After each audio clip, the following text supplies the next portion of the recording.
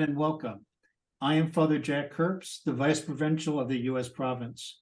Father Vian Wen, our Provincial Superior, is currently in South Africa. Our province there, like our province here in the U.S., is celebrating its 100th anniversary of ministry in that country. Because of the uncertainty of Wi-Fi, Father Vian has asked me to be the host this morning. We are very pleased to welcome Sister Barbara Reid as our presenter this morning.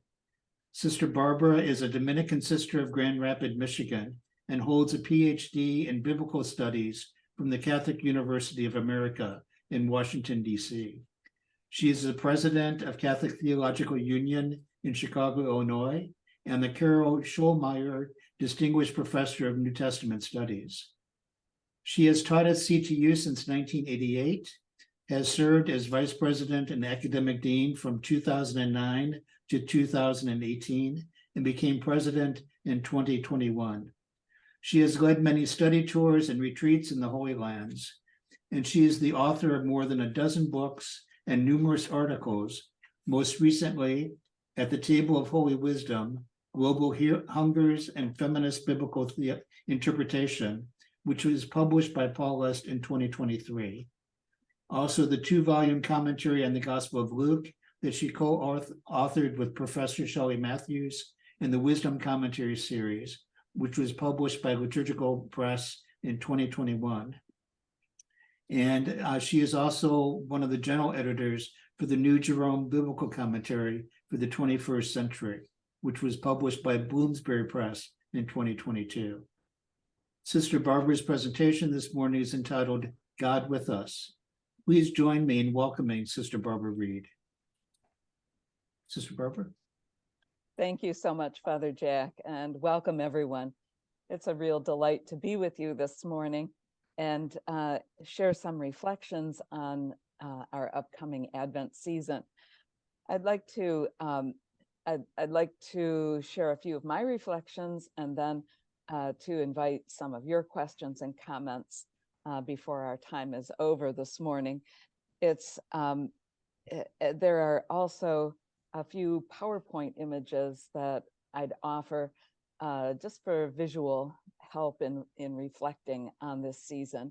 And perhaps if I send them to you, Father Jack, afterwards, maybe you can then email them to the participants who are on this call this morning, so that if you want to go back to look at those images again for your own prayer and reflection, that you would have them.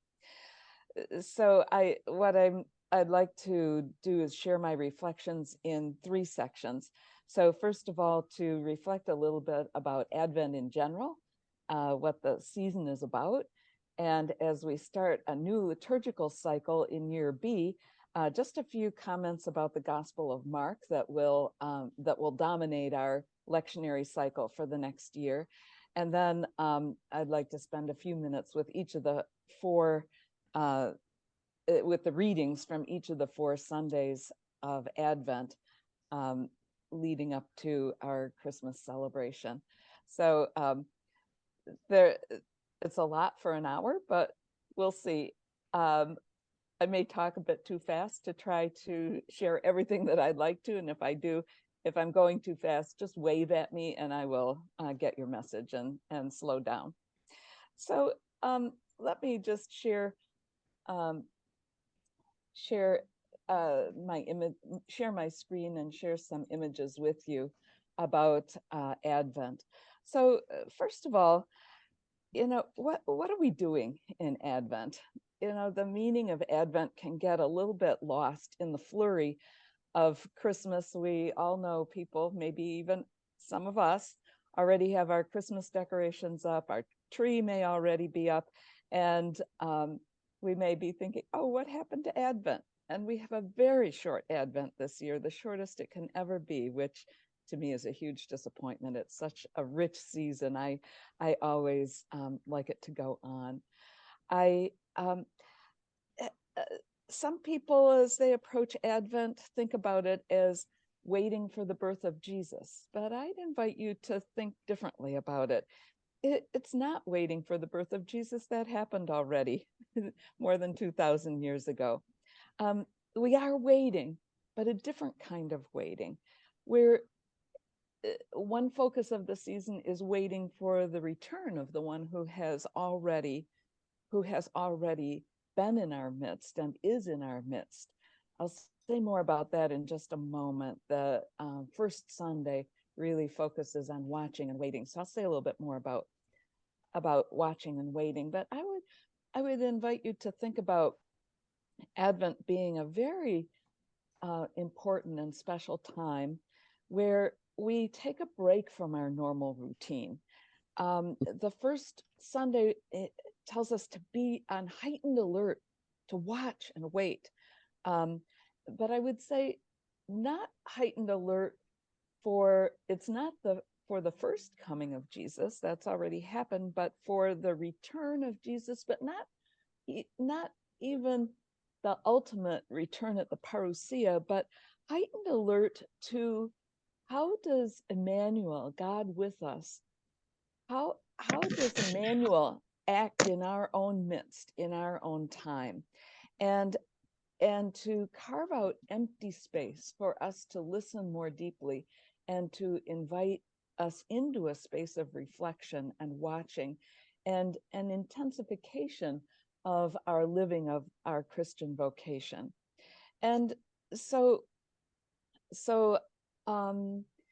one thing to consider doing during Advent is, it may seem counterintuitive because this is such a busy and full time of the year, but this is precisely the time when we hear the invitation to pause, to stop, to reflect, and perhaps deciding on a particular time of the day and a particular place, if this isn't already part of your practice, to carve out even 5 minutes of silent listening, pausing, reflecting, to let in what God is trying to say to us in this very special time. We're entering into the year when we are focused on the Gospel of Mark, year B in the liturgical cycle. And so one of the things I'd invite you to consider is sometime in the next weeks to sit down with the Gospel and read the whole thing in one setting. One of the things that typically happens for us is that we only hear snippets of the Gospel when we get them in the lectionary on Sunday. And it's a different experience if we read the whole story in which we grasp the particular way that this gospel writer is telling the story of Jesus. Each of the 4 evangelists tells the story quite differently. The same Jesus, but each one has his own theological perspectives, his own theological aims and pastoral aims for what is the message that he thought would be most helpful to his community as he wrote the gospel. And so to be able to grasp the whole of the gospel, so that then when we hear particular pieces of it on Sunday, we'll be able to have a sense of where that fits in the whole story. And so to understand the whole thing, you have to read to the end. One of the central questions in the Gospel of Mark, sorry, I've got a yellow font on a yellow background, so you can't see what the central question is, but a lot of you will know this already. Anybody know what's the biggest question in the Gospel of Mark?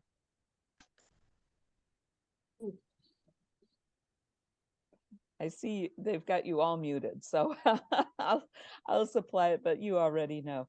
So the central question is, who is this? Who is this? And there's one major climax right in the middle of the gospel in chapter 8, where we get the first part of the answer revealed. So you'll remember that all the episodes as Jesus is, especially as he's healing people, and as he's preaching, everybody keeps asking, who is this? Who is this? And Jesus keeps saying, don't tell. If somebody gets the right answer, he'll say, don't tell.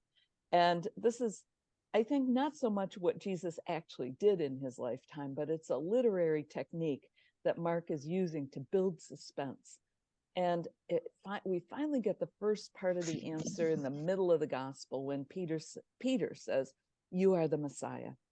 And then Jesus starts to talk to him about what kind of Messiah. And so the second part of who is this is the question of what kind of Messiah is Jesus. And he'll as the gospel plays out, he'll be the suffering, dying, rising Messiah.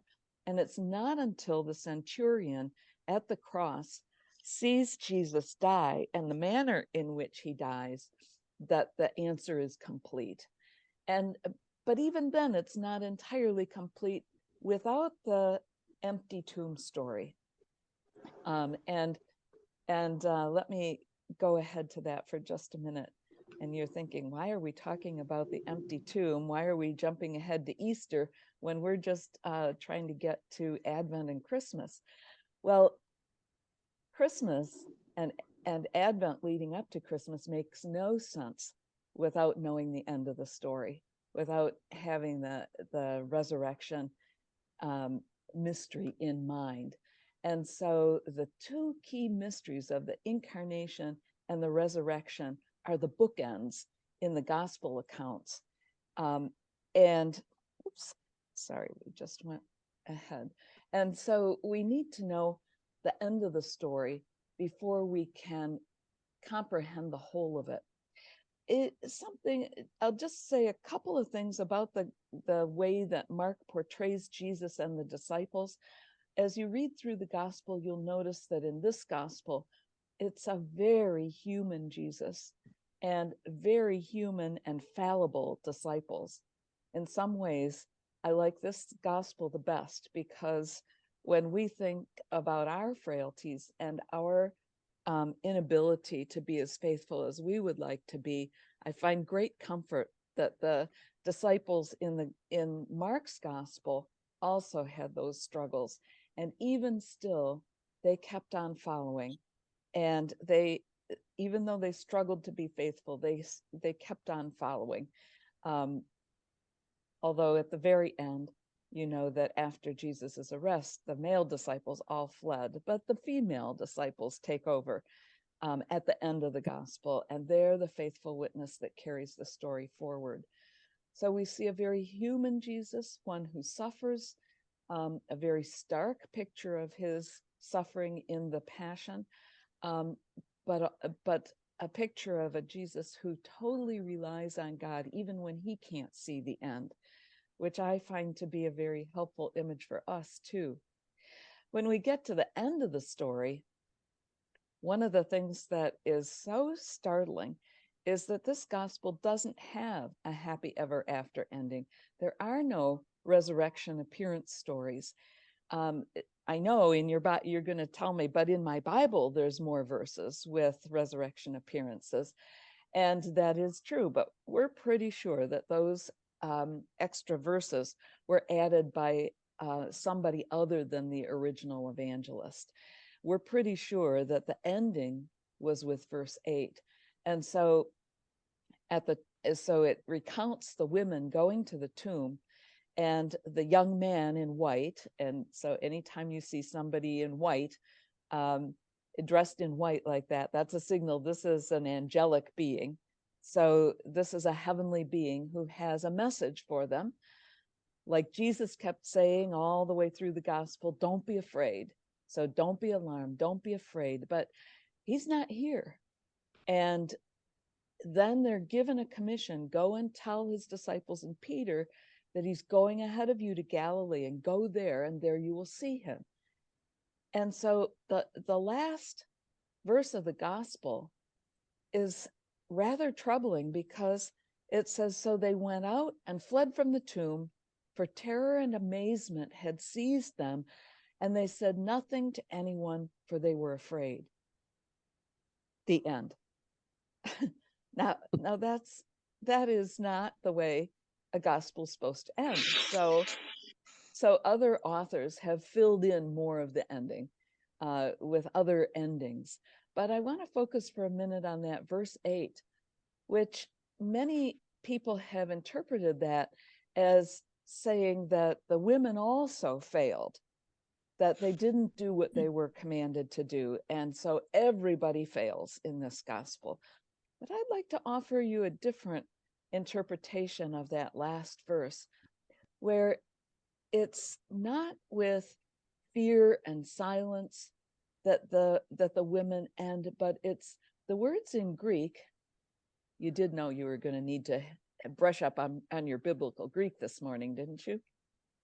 So the words in Greek are traumas kai ecstasis. Can you hear in traumas? It implies a certain trembling, and ecstasis is being taken outside oneself. And so what it's talking about is the women are enveloped in something terribly mysterious. It's wonder, it's silence that's the only appropriate response in the face of such a tremendous mystery. And so rather than fright and terror, I want to propose to you what they experience is awe in the presence of holy mystery. And silence is the only proper response to such mystery. So the ending of the story also gives us a clue how to enter into the beginning of the story about the incarnation, which is an equally powerful mystery. And it's an invitation to go deeply into wonder and awe. And to do that, we have to slow down and enter into a contemplative space that's different from our ordinary time. And it's an invitation to try to become ever more open to holy mystery and to become more comfortable with not knowing. And so I'd suggest that as we contemplate the readings and the Gospels that are offered to us during Advent, to let them take us into that place of deeper awe and wonder and mystery. And rather than seeking for concrete answers or explanations about how did this happen, just let God work in us through awe and wonder and through silence. I also want to invite you to reflect on how the silence that we enter into the mystery of incarnation and resurrection, that kind of silence also matches the silence that was there at the beginning of creation, before God speaks creation into being. And we'll find in just a moment in that theme of new creation also emerges in our Advent readings. So let's turn now to the readings in the Advent season that we have in this year B. And I'll just offer a few reflections about the kinds of things that we find in the readings, and invite you into a space to have them help you prepare to hear what God is saying in your own life and in the life of your faith community, your families, your all of those who are part of your world. And so one of the things that you may notice is that the first 3 Sundays, the first reading comes from Isaiah. And so Isaiah is a very apt choice for Advent. The readings are taken from the part of Isaiah that is talking about what God is doing new in the midst of Israel, who is now coming out of the exile in Babylon and returning to their homeland in Jerusalem. And so this note of expectancy, of hope, of new beginnings, of God starting over again with the people, or I should say, taking them as they are in a state of brokenness and bringing them back to restoration. So Isaiah will point the way in the first readings for the throughout for the first 3 Sundays of Advent. The last Sunday, we're going to turn to 2 Samuel. I'll say more about that in just a moment. The gospel readings, the first Sunday is from Mark's gospel, but it's part of the apocalyptic chapter in chapter 13. And then in the second Sunday, we're going to shift to the very beginning of the gospel. On the third Sunday, we're going to shift gears entirely and go to the prologue in the Gospel of John. So moving away from Mark, and finally in the last Sunday, we'll turn to Luke's gospel, to the Annunciation. So let me take it Sunday by Sunday. So the first Sunday, we're in the Gospel of Mark, in the apocalyptic chapter 13. So Jesus is talking about the end times and the days to come. And 4 times in the gospel, you hear him say, watch, be alert, watch some more, watch again. And as we begin a new season of Advent, of watching and waiting, it's also important to recognize that it's not a time of delight and eager watching and eager waiting for some people. For some, maybe some in this room, Christmas has some very painful memories. It might be the first holiday without a loved one who has died, or who is estranged, or who is not with us in some way. For some, it's a dreaded time. And so it can be a time that really, when there's overwhelming expectations, how am I going to do everything well for this coming Christmas? Or for some, it's a time of anxiety. How if there are financial straits, how are we going to be able to celebrate and give the kinds of gifts that we want? And so if that's part of what our Advent feels like, I would say to embrace wherever we are, and to ask God to help us to wait and watch for the comforting word and the rebuilding word that God has for us in however we're experiencing this Advent.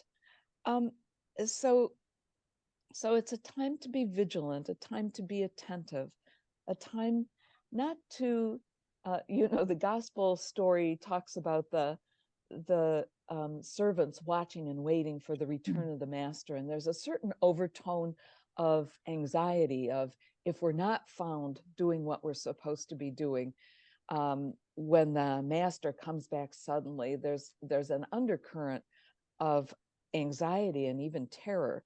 But I would suggest that the gospel is not so much inviting us to be afraid and terrified that we're not going to be ready in the right kind of way for the coming of the Christ again, but to watch for the ways in which Emmanuel, God with us, is already working in our midst, and is so it's attentive listening for the familiar footstep of the returning beloved, to listen with the ear of your heart to what God is doing. It's an attentive watching and waiting for the coming or the return of a loved one who's really already in our midst, and we want to be ready with open arms. It's very difficult to sit in silence and to listen very deeply. We've heard from our brothers and sisters who were at the recent synod in Rome in the month of October, that how hard work it was to listen deeply to the others in the room, and to let go of what I want to say and what I want to happen and my agenda, and to listen deeply with the ear of our hearts to one another, to what they are saying. I want to suggest that this is asking us to move into a kind of pregnant waiting, So it's not empty space, but it's the kind of waiting that we go through in anticipation for the birth of a child. It is not idle time or just biding our time, but it is time when we are like parents anticipating the birth of a child. There's so much inner work to do in that time, and to just ask our beloved to help birth in us whatever God is trying to birth in us during this Advent time as we're watching in pregnant waiting. I'd also invite you to reflect on the second reading for that first Sunday, where Paul is writing to the Corinthians and reminds them that they and us too, that we lack no spiritual gift as we wait for the revelation of Christ. And so God has given us everything that we need for this waiting time. There are a number of different images of God in the readings that we have on that first Sunday, and I'd invite you to reflect on each of those images and think about which is the one that appeals to you the most. What is God saying to you in these images? There is a certain I'd say there's a certain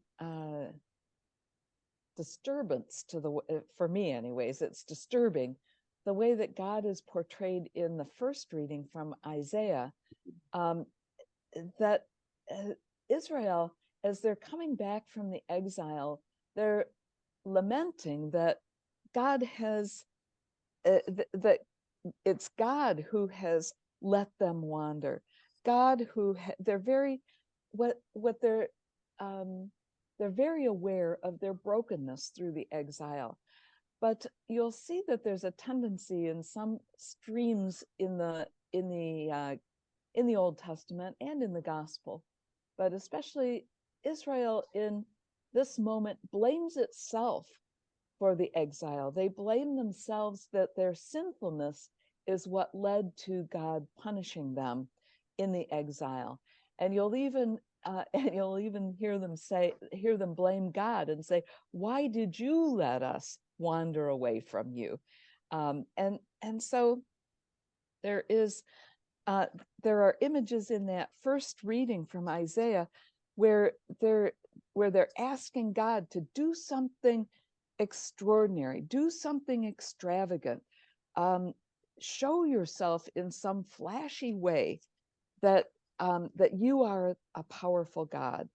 And they want God to rend the heavens and come down. And they want the mountains to quake before God. So they want God to show divine power in awesome deeds. And in Isaiah, such as no ear has ever heard, no eye has ever seen. And what they want is such a revelation is going to compel people then to believe in God and be on their best behavior. But that's so different from what Advent is asking us to call to mind, that divine power is not revealed in pyrotechnic displays of fire and quaking mountains, but in the immense love that comes in the form of a very vulnerable child who becomes one with us in our vulnerability. You'll see that in the Gospel of Mark too, several times when the disciples want Jesus to do something spectacular, and then that will compel people to believe. But that is not the way that God ever works. God doesn't rupture the heavens and come down in a spectacular display, but God has ruptured the dividing line between divinity and humanity by taking on human flesh. And so in this Advent time, then, we're invited both to embody Christ as Christ has taken on our flesh, but also watch for his presence in each one of the vulnerable people that are part of our our network of relations.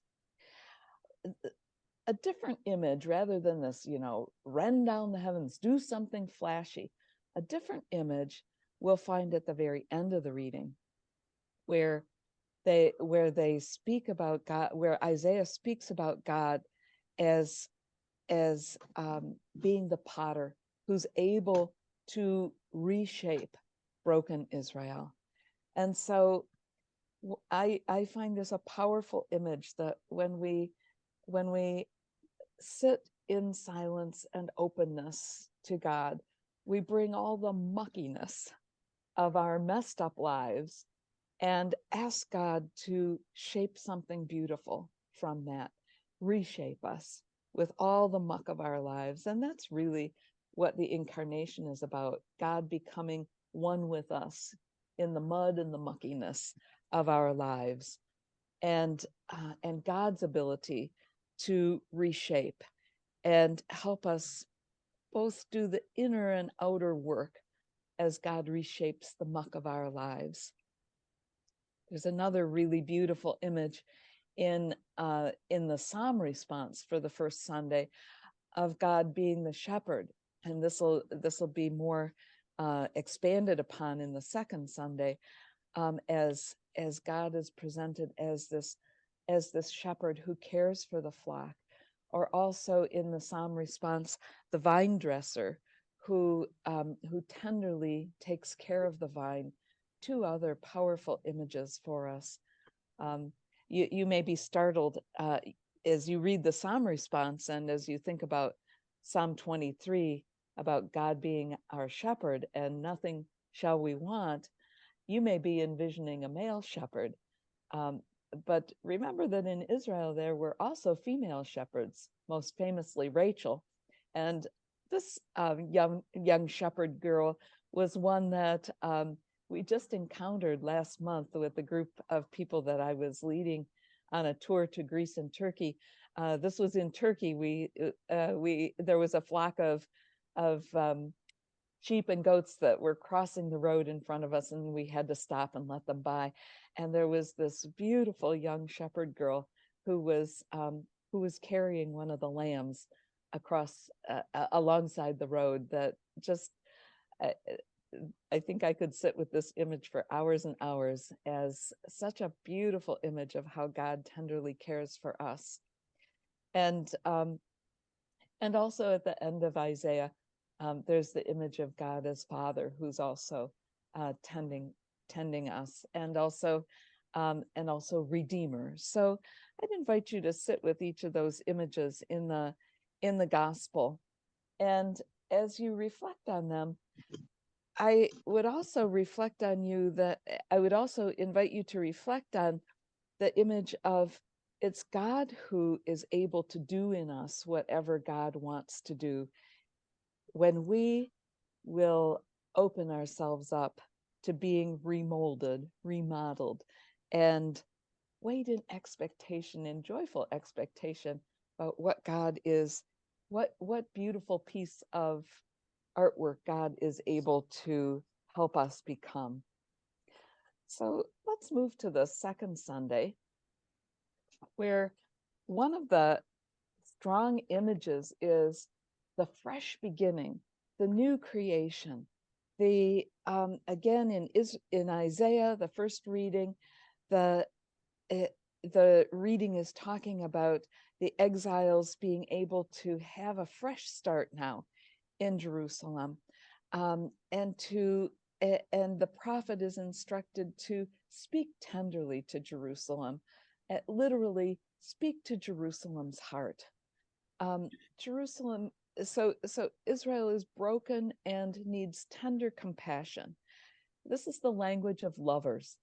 And so what I'd invite you to reflect on first and foremost is the immense love of God that's poured out to Israel in the past, to the people of Jesus's day, with the concrete, in flesh, God becoming one with us, and ongoing yet today, to let God speak to our hearts in the language of lovers. one of the images that comes in the reading from Isaiah is that God is forging a way through the desert back home. And we'll also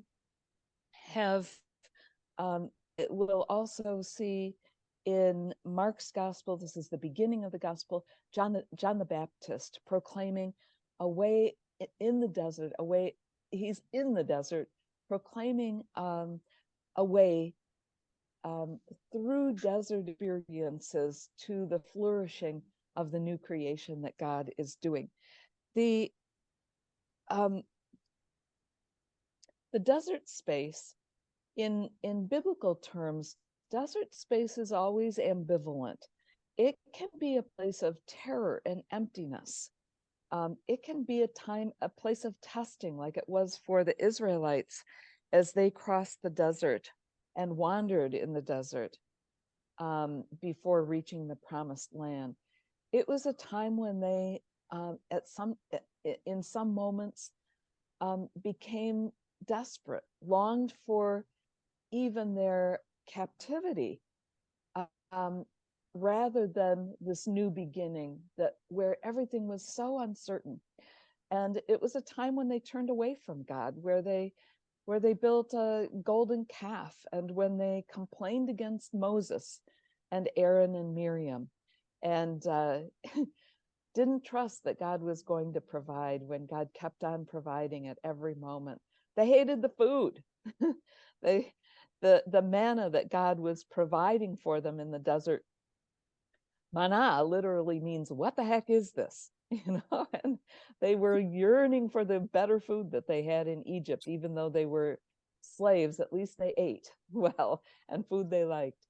And sometimes they complained that they didn't have enough water. And so it was a difficult time of testing. And we think about the time of testing that Jesus experienced in the desert. But it's also a time it can be a place of honeymoon, a place where you're stripped away of everything that distracts, everything that keeps you from focusing on God and God's love. I think of the prophet Hosea, who pictures the desert space as a kind of honeymoon space, where in Hosea 2, Hosea, speaking for God, says, speak to her heart and lure her back into the desert. So there I can speak to her heart. It's a kind of honeymoon space. And so I'd invite you into that desert image that we have on the second Sunday as a space where we can be rid of all distractions, so that we can let God speak to our heart, so that we can let God prepare a way back home to who God is and how God will be with us. Again, we have that image of the tender shepherd, a kind of motherly image too, of God holding the sheep to her breast. And you'll notice that in times of great trauma, in the exile, for example, and in the wandering through the desert, the motherly images of God come to the fore. And so to sit with that kind of an image of God, a tender shepherd holding close all those who feel broken and vulnerable, and leading us out of our desert places then, and guiding us along God's way. Part of John the Baptist's proclamation is to embrace the free gift of forgiveness, to know that we have been forgiven everything by God, and that the invitation then too for us to extend forgiveness to anyone who have hurt us, and for us to pay forward that gift of forgiveness that we have received. You'll notice that the Gospel of Mark has no infancy narratives.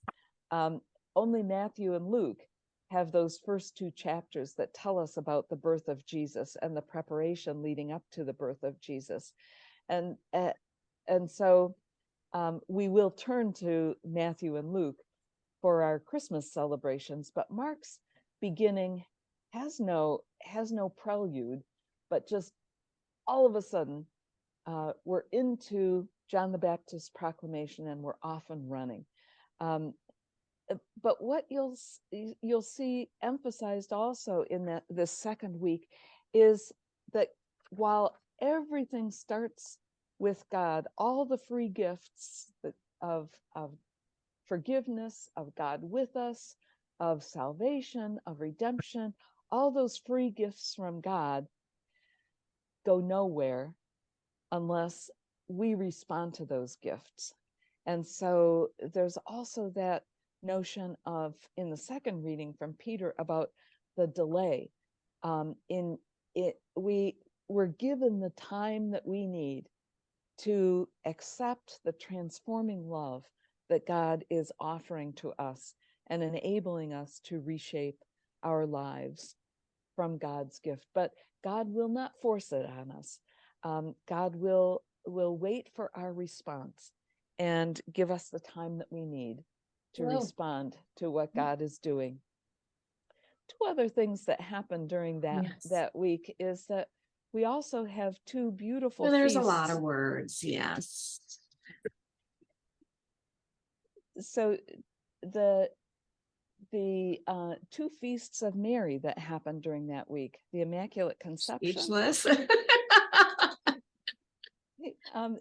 everybody mute themselves for now? Yes. Thank you. Please give me a second to mute everybody. And you'll have to unmute yourself. Somebody's speaking. I get that, but I mean, that's just, I'm muting everyone. Okay.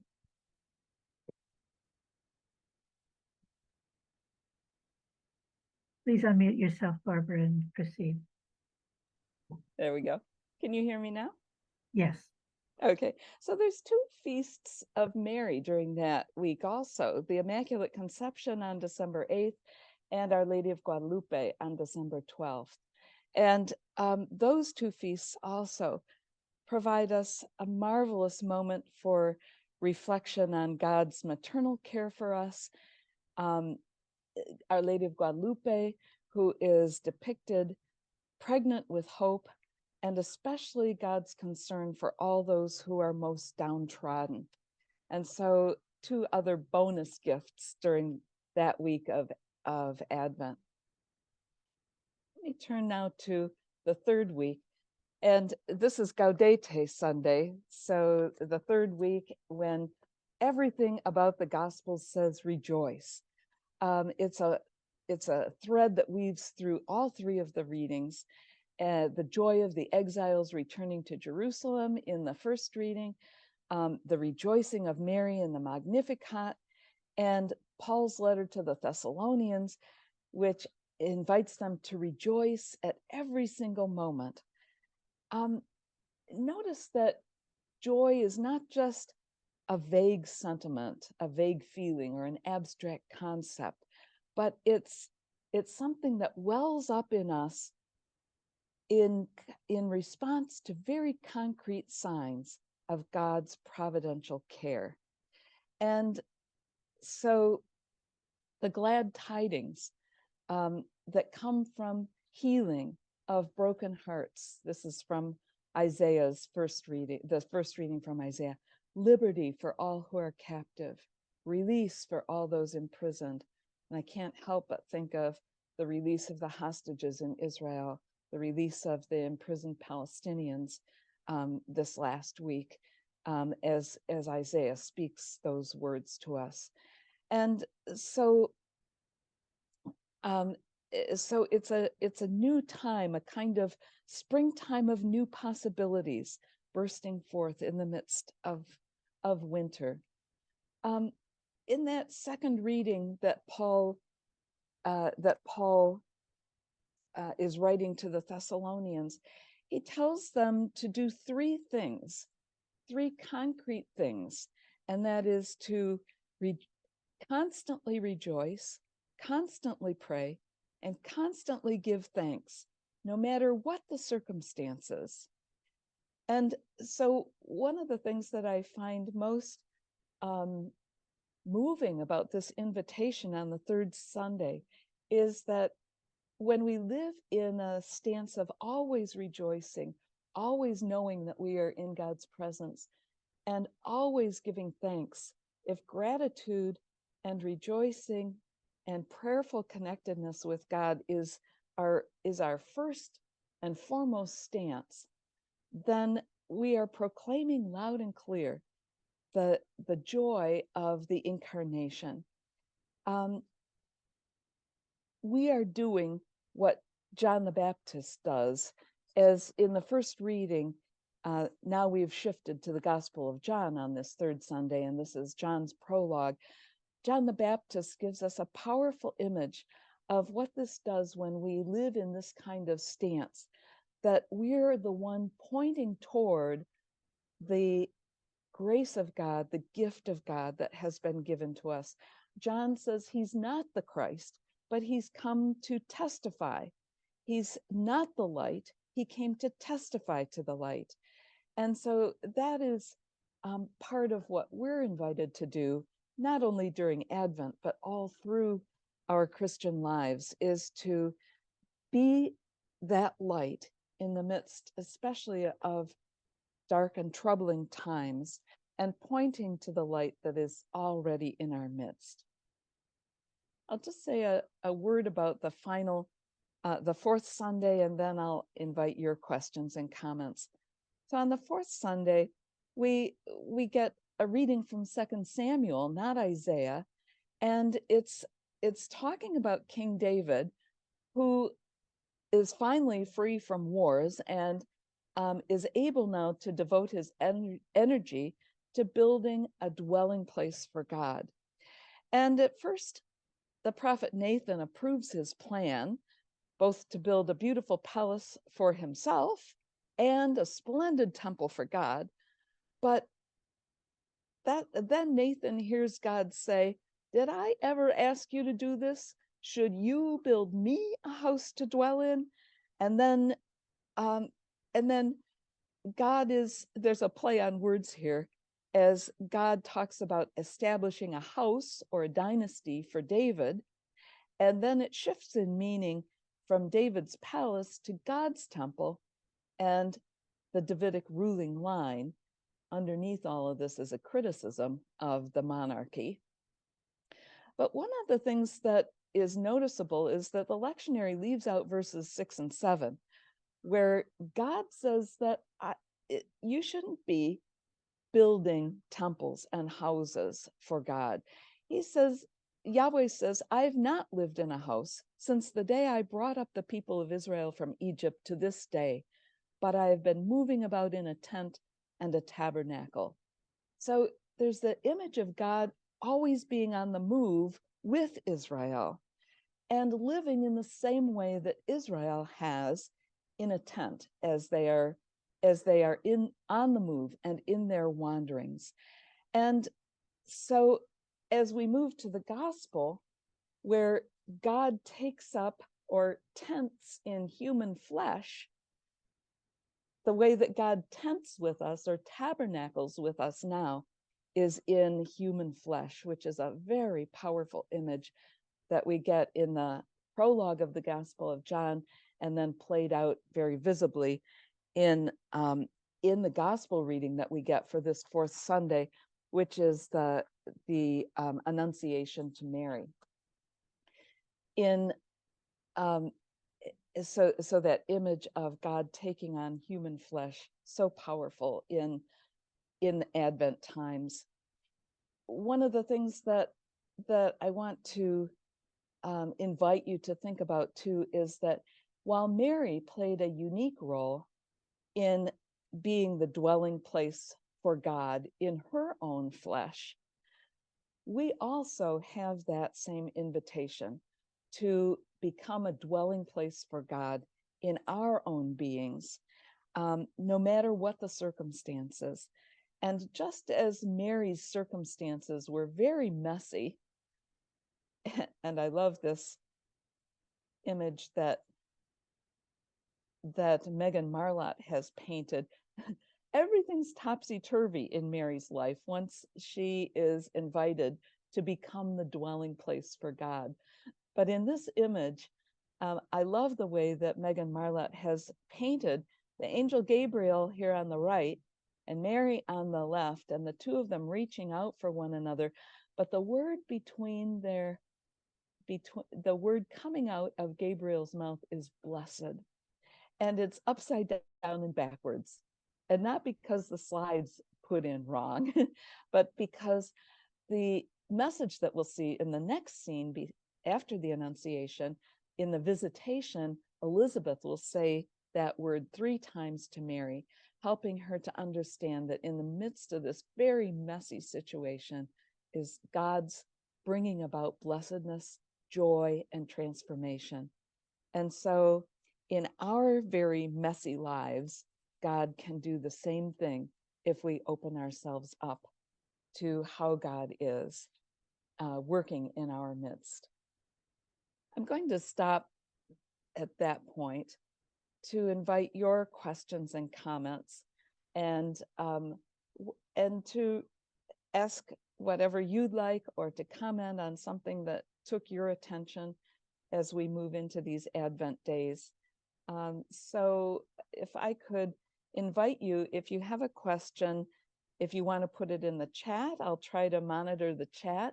But also if you know how to use the raise hand feature, I can see your hand up there, or just wave at us and we'll try to watch. And so if you have a question or a comment, if you'd like to unmute yourself and offer your question. The easiest thing will be for you to use the reactions that are, if they're not at the bottom of your screen, look for 3 dots and you'll find reactions there, and you can raise hands. That's the easiest way for us to find you. Thank you, Sister Kathleen.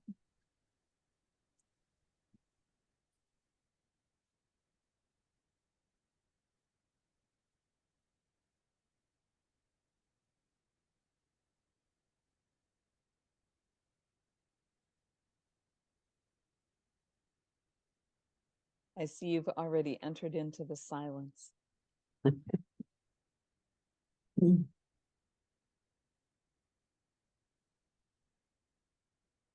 I guess I'd like to just make a comment in light of what's happening in Israel today and what seems to have happened all through their history. They were always being conquered by someone. And how does that line up with all these promises that God is giving them? And how can they hear that even today for the situation that they're in? That is a really profound question, Mary. So it's so difficult because we don't see yet what's the concrete way through to the fulfillment of the promises. How will two peoples whose promises from God be able to dwell together in peace in this land that has been such a site of conflict for so many years throughout history? I would say the things that especially the Advent readings invite us into is never despair, that God and God's Spirit can lead toward peaceful and just ways of being God's people, with even if we can't see how God is doing that. And I think even if I can fast forward to the crucifixion scene in Mark, I think even Jesus didn't know how was God going to bring blessing and joy and peace and transformation and restoration through the brutal death that he was facing. And in Mark's gospel especially, he doesn't get any comfort or any answer in Gethsemane. In other times of his life. So let me start with, I don't think Jesus had a roadmap, and I think that he had to discern every step of the way, just like we do. and that he keeps turning to God in prayer at crucial moments, as we see in the Gospels. And at times, he has very concrete signs of God with him. At his baptism, the way that the gospel writers describe it is there's a cloud over his head. There's a voice that comes from the cloud. Now, I think these are to be taken symbolically, that these are symbols of God's presence, just like the pillar of cloud accompanied the Israelites through the desert. So God is very strongly present and accompanying Jesus all through his ministry.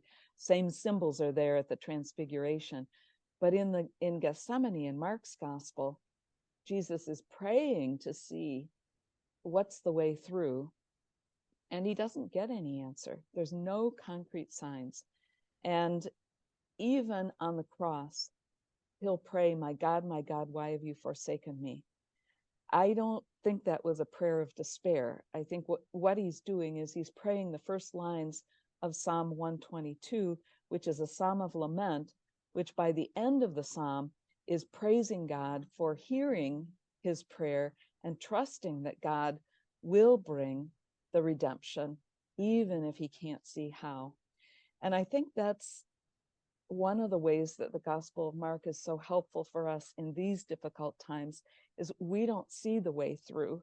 We don't see how is God going to bring peace, justice, redemption in this new awful experience.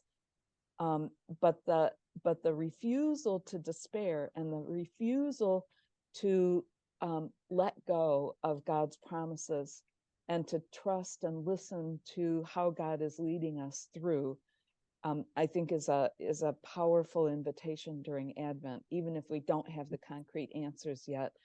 The part of the key to the transformation in our day is to never let go of hope, never let go of God's promises. They're still God's promises never end. Well, thank you. You're welcome. I know that wasn't a full. I know that didn't give concrete action plan, no, but it's very good. And I often think we always talk about the supernatural virtues of faith, hope, and charity. And I thought, well, they've got to be supernatural because we need a supernatural grace to actually live that. I think hope is maybe the hardest one. And yes, there was something I wanted to say. yeah. What you're saying is very helpful, and really focuses on what the whole Christmas is based on. And yet, when we live our lives with our families and our older children, our grandchildren, it's a hustle and a bustle. And I think, can we somehow find the symbols in that of what we are celebrating? What is the incarnation? And that it's even in this confusion. It is, and it's that you've got it, Mary. It's that's what the incarnation is about. It's not something ethereal that's off in the heavens. It's all about God being in our midst in all the everyday stuff. Yeah, that's where we find God. Yeah. I see another hand. Hung, would you like to unmute and make a comment?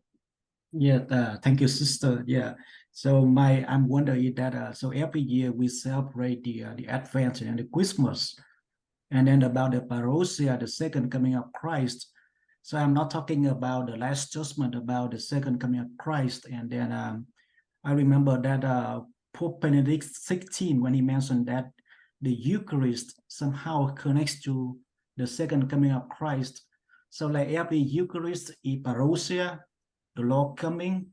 So is that there any connection that so we don't have to waiting until like the second coming, but every time when we attend the Eucharist, that is the second coming of Christ, but regardless of the last judgments. And so I would like to see that some connection of that, and then can you have any idea how to connect the parousia and then the Eucharist?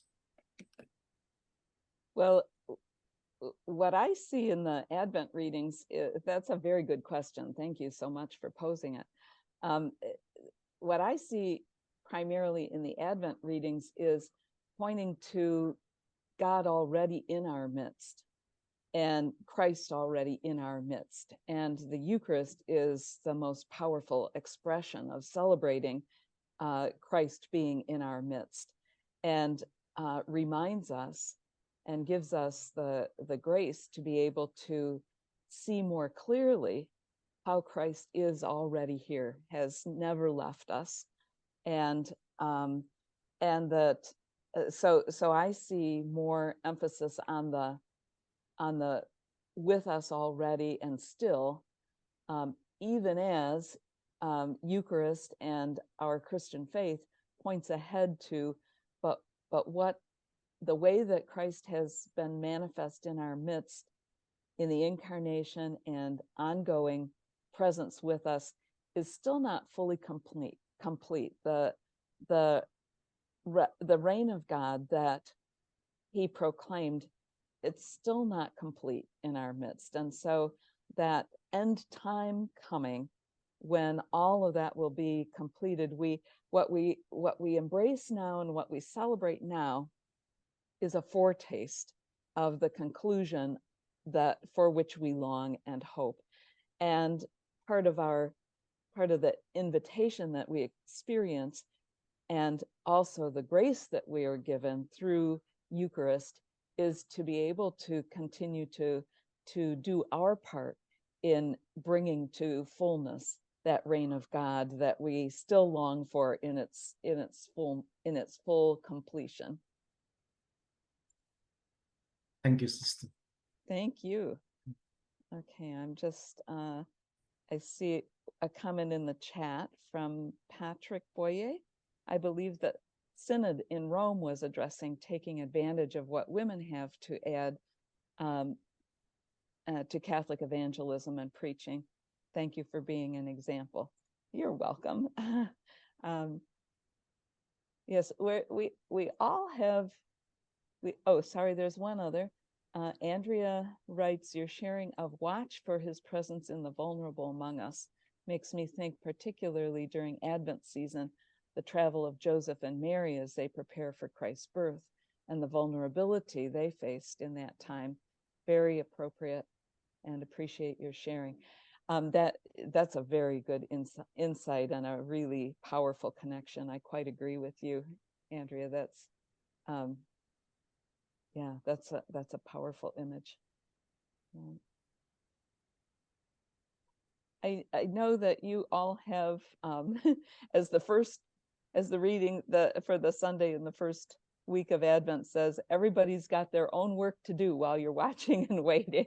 So I know that you're I know that you have other things that you have to do, and that you've allotted an hour of your time. I'm very grateful for the time to be with you, and I will keep you in my prayers and thoughts during this Advent season, and would be grateful if you would do that for me as well. And we, as we all try to carve out that space of openness and receptivity to what God is doing in us this particular Advent. So many blessings to you, and thank you for this time this morning. And Thank you. And thank you, Sister Barbara, for sharing this time with us and reminding us that Advent is a time to watch and be attentive to the God with us in the here and now. May your reflection with us this morning help us become more aware of God's presence and activity in our own lives and the lives of those around us. On behalf of Father Vian, I want to thank all of you for participating this morning. May this season of Advent be a very blessed time for each of us. Thank you for coming. Bye. Bye, everyone. Blessings. Blessings. Bye.